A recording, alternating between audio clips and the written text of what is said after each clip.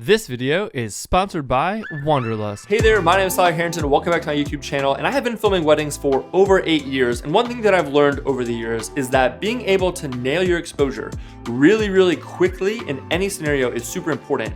And I found that a lot of filmmakers, especially when you're first getting started, can start to feel a little bit overwhelmed when it comes to all the different settings. And they're not really sure, like, should I change my aperture? Should I change my ISO? Should I change my shutter speed? You can't be thinking about all those things. You've got to be able to nail your exposure and move on to all the other things you have to think about, like framing and what the couple's actually doing and what you're saying and how the camera's moving and all the things that are going on, right? You've got to be able to nail your exposure and move on. So the process that I have is super easy. I break it down so that you're only worrying about one variable. So what I'm actually going to share with you today is an excerpt from our Mastering the Wedding Day filmmaking course that we released, I don't even know how many years ago now, but I think this is a really good lesson that is applicable to anybody who does any kind of run and gun shooting. So let's jump over to this very old, very youthful, pre-children Tyler.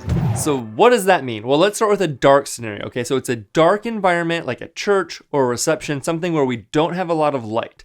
So basically the way I would think about it as I walk in is to say, okay, it's a really dark environment. There's not a lot of light present, so I need to get as much light into my camera as possible. So how do I do that? Well, the first thing I would do is I set my shutter speed, right? Because we know that shutter speed controls the amount of light coming into the camera, but we also know that there's a correct shutter speed that we want for that really natural looking motion blur. So in my mind, I know, okay, so I want to have my shutter speed set to the proper shutter speed for my frame rate. So I'm shooting 24 frames per second. Let's go ahead and set my shutter speed to 1/50th of a second and leave it. Okay, I'm gonna leave it there. I'm not gonna worry about it anymore.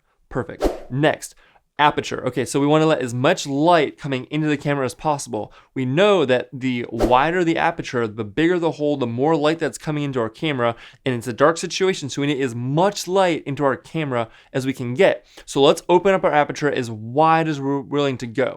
So if you have a zoom lens, right, that might be 2.8, f4, so we wanna open it up as wide as we can go. But if you're shooting with a prime, some of my primes open all the way up to 1.2. That might be a little bit too wide, right? Because we know that in addition to just the light that's coming to the camera, it's also adjusting our depth of field, right? And if we have a really shallow depth of field, that might make it too difficult for us to hold focus, especially if the people that we're shooting are gonna be moving around, things like that. So we wanna, kind of balance those things between, yeah, we do wanna let a lot of light in, but at the same time, we also need to be able to hold focus. So in my mind, I know around 2.2 is where I feel really comfortable getting really solid focus, but also letting a good amount of light in and getting that nice shallow depth of field. So I'm gonna go ahead and set my aperture to 2.2, and again, I'm just going to leave it. So now I'm at 1/50th of a second, I'm at 2.2, and the only variable I have left to adjust for my exposure is my ISO. So if my image is too dark, I'm gonna raise my ISO, make it to a bigger number. If my image is too bright, I'm gonna take my ISO, I'm gonna bring it back down, right? So by doing this process, by thinking through these things and really quickly making those first two decisions, all I have left to think about is that one variable. And the same is also true in the opposite lighting situation. So say we're outside and it's really bright. Okay, so the first thing I'm gonna do is I know we're outside and I want to make my camera as least sensitive as possible. I don't want, there's too much light coming in, I need to start blocking it. I don't need as much. So the first thing I'm gonna do is I'm gonna take my ISO, I'm gonna set it as low as possible. So either, that's probably gonna be 100, right? So I set my ISO to 100. Don't have to worry about it anymore, that's set. Next I have a decision I need to make.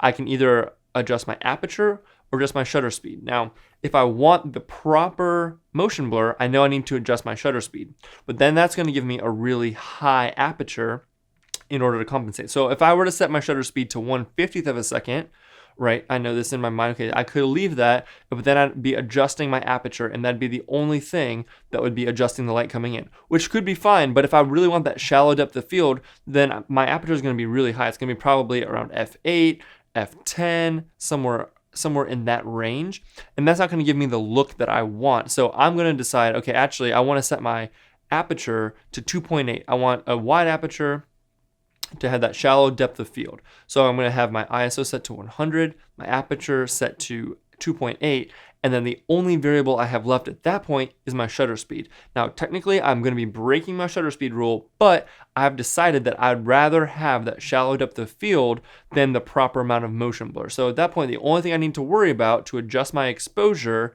is the shutter speed, right? So when you start thinking about it this way, it almost sounds like super obvious, and you're like, well, yeah, of course you'd think about it that way.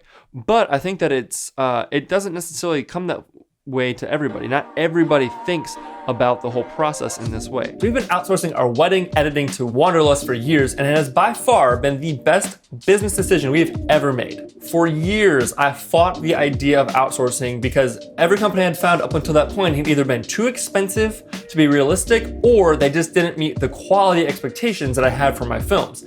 Until we found Wanderlust. Wanderlust was able to edit all of our wedding films at a price that made sense for our price point and at a quality that I was super, super happy with. And the process is super simple. You just choose the type of film you need edited, answer some specific questions about your project, and send over the footage.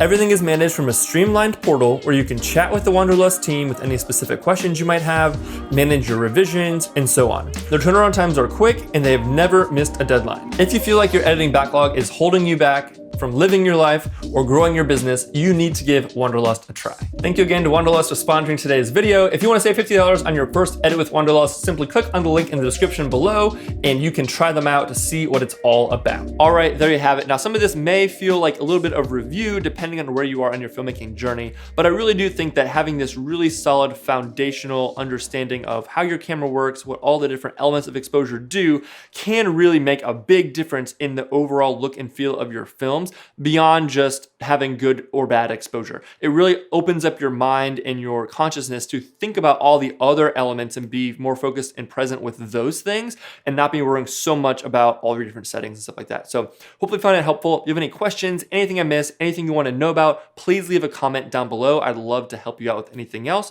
Until next time, my name is Tyler Harrington. I'll see you next week.